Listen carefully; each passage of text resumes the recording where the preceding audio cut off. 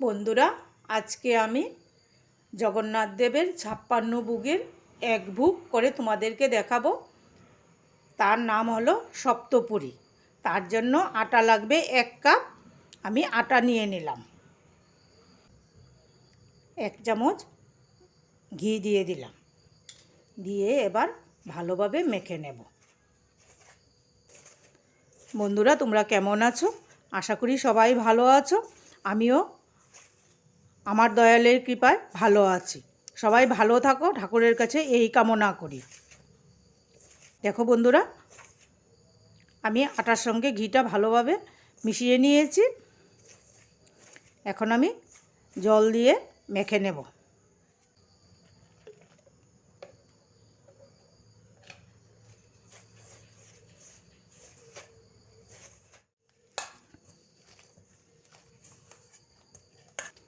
দেখো বন্ধুরা, আমি ডো তৈরি করে নিয়েছি। এখন ঢাকনা দিয়ে রাখবো। 1 বাটি নারকেল কোড়া,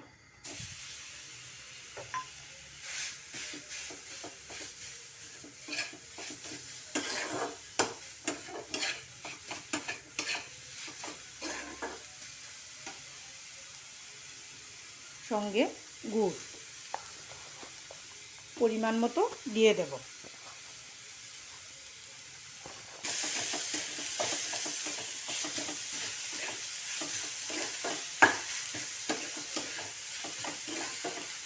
নারকেল আর গুড়ে ভালোভাবে মিশিয়ে নেব। বন্ধুরা, নারকেল আর গুড় ভালোভাবে মিশিয়ে নারকেলের নাড়ু করলে যেরকম তার থেকে একটু কম আছে, মানে পাকে তৈরি করে নেব।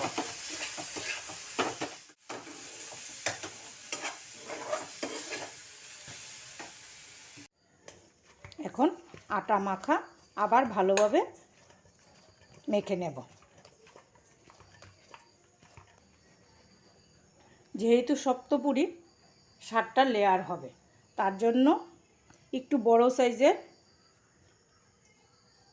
2টা লেচি আর ছোট ছোট 5টা।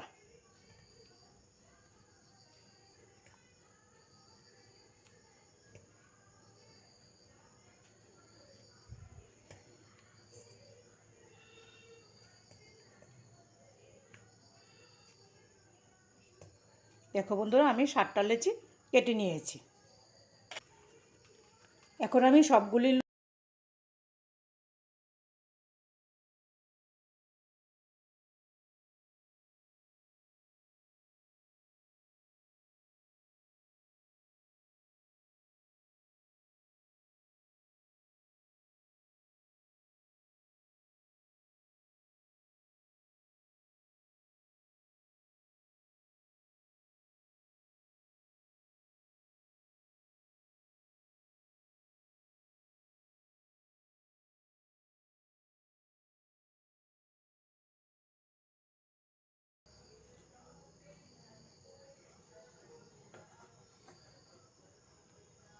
এইভাবে নারকেলের পুরটা দিয়ে দিলাম।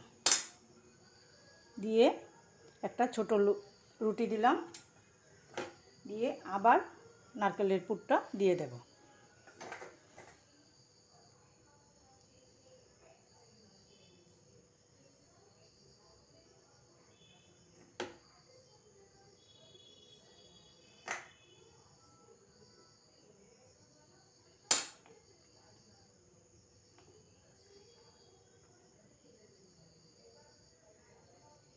আবার একটা ছোট রুটি দিয়ে দিলাম। আবার নারকেলের পুর দেব।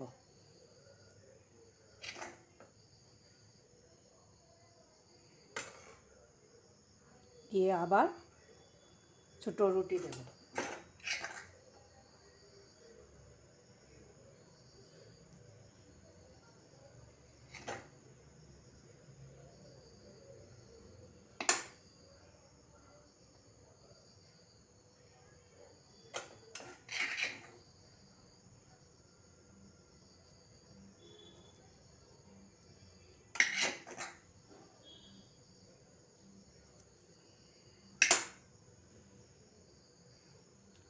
আবার নারকেলের পুর দিয়ে দিলাম, দিয়ে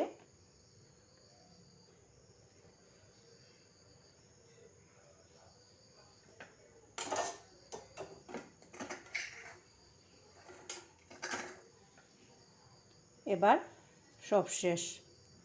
7 নম্বর রুটি দিয়ে দেব।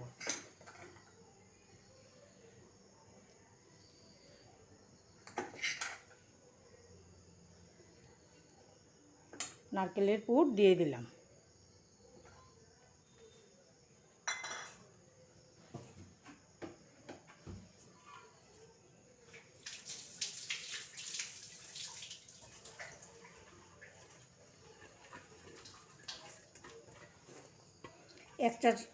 এক চামচ আটা জলে গুলে নিয়েছি, চারিদিকে ভালোভাবে লাগিয়ে দেব।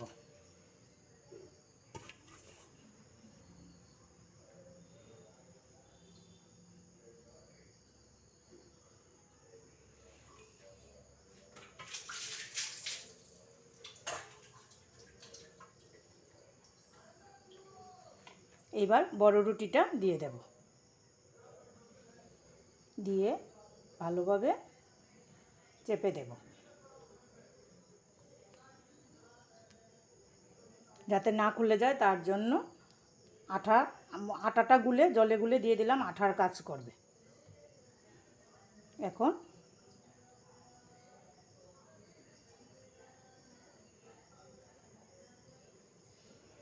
সাইডটি মুড়ে মুড়ে ডিজাইন তৈরি করে নেব।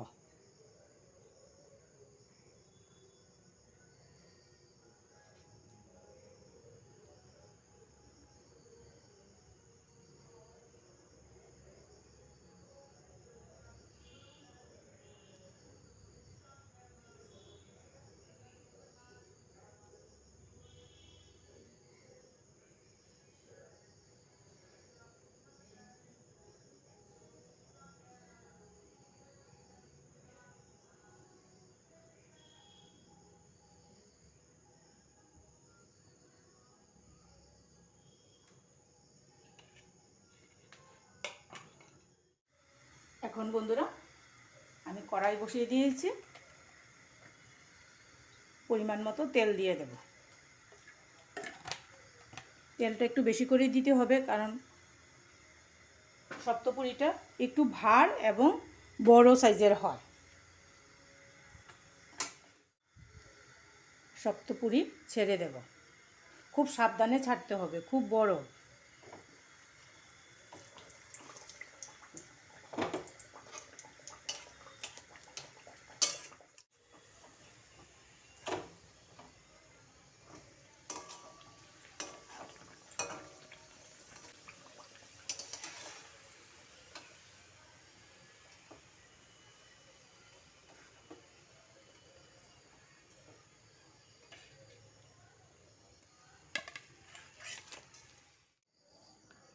বন্ধুরা, জগন্নাথের ভোগ তুলসী পাতা দিয়ে দিলাম। জগন্নাথের ভোগে তুলসী পাতা দিয়ে তোমরা জগন্নাথকে, গোপালকে, সর্ব ঠাকুরকে পরিবেশন করতে পারো এইভাবে সপ্তপুরি বানিয়ে। যদি আমার রান্না ভালো লাগে তাহলে আমার পাশে থেকো। সবাই ভালো থাকো, ঠাকুরের কাছে এই কামনা করি। জয় গুরু।